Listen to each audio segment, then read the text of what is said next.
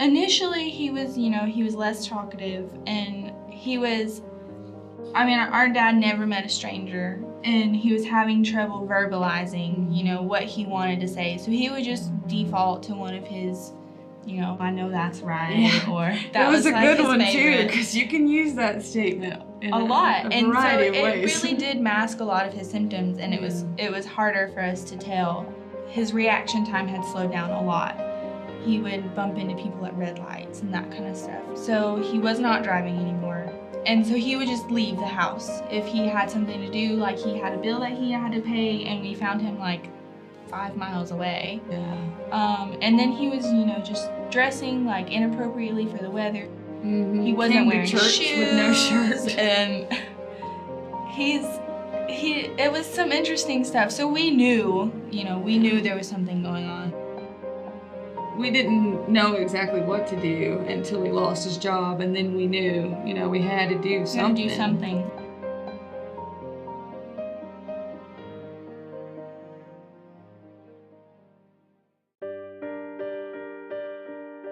In the beginning, he was still living by himself, and we would go down and check on him, and we had people stay with him. So I would go down at least once a day and make sure he was eating and make sure that he was okay.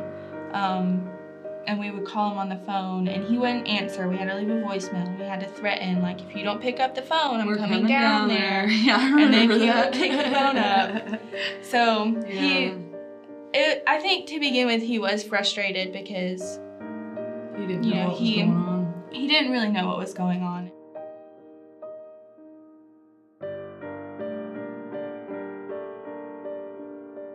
We were having to feed him. We were having to, make sure that he was getting in the shower. And then it did progress to the point where we were, mainly Jenna, because she lived with him, was having to do everything.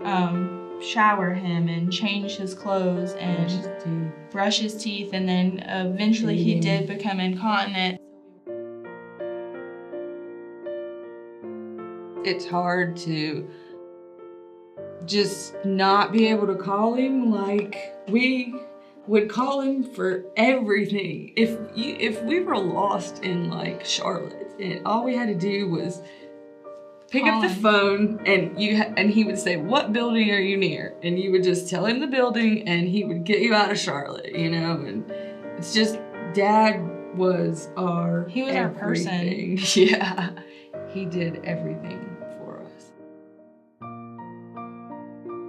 He was always a very responsible man when it came to health insurance and that kind of stuff. And then he canceled it all. And then when he lost his job, he obviously didn't have health insurance after that. So, he canceled his life insurance policy and that kind of stuff. So we really didn't have anything, and he didn't have anything.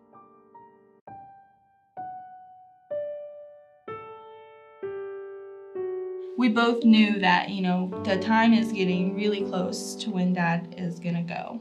I knew that hospice was a good thing, and I think I had already come to terms with it in my mind a little bit before, but I also wasn't there every single day taking care of him. It just felt like I knew that it was the end, and really, you don't want to find your own parent dead.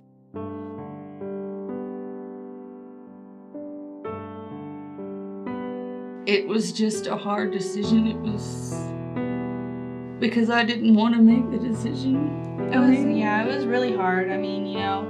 This was a guy that we had looked up to our whole life and did everything for us. He was gonna be gone. Yeah, it was hard, but I knew that I needed help because I was struggling anyways. Because I have a 4-year-old, and he was there, and he would see me get frustrated and stressed, and so I just needed help.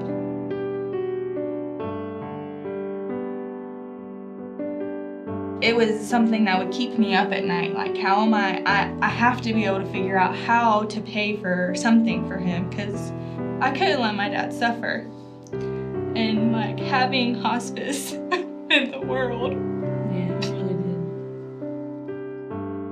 And they told me not to worry if we couldn't, and you know, we couldn't. They gave us the Angel Fund. It was a huge burden lifted off of our shoulders, because it meant that we could save our home, really, because, you know, with Dad, with not having the life insurance like he was supposed to have, and not really having any kind of savings, it just, you know, it would have been another bill on top of all the bills that we already have, and I would have essentially had to have sold the home.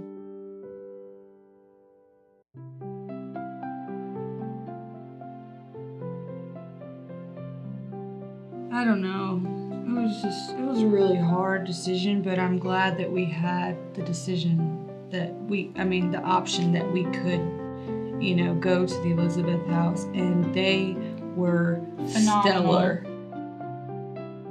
Going to Elizabeth House did mean that, you know, no longer are we the ones who are taking care of him, but there's somebody else we can call to take care of him, and it meant that we got to go through the grieving process ourselves of losing our dad as a family. And so we were able to like sit there with each other and cry on each other's shoulders, because we were losing our dad. Nothing can bring him back, but hospice definitely helped us. You know, even though he was sick, he was still here. It made the transition of going from not being able to talk to him.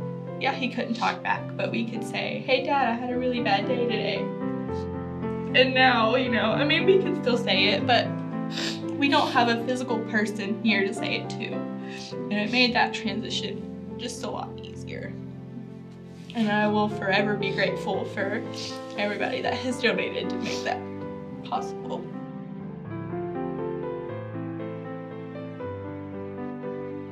I would say thank you. Yeah, definitely thank you.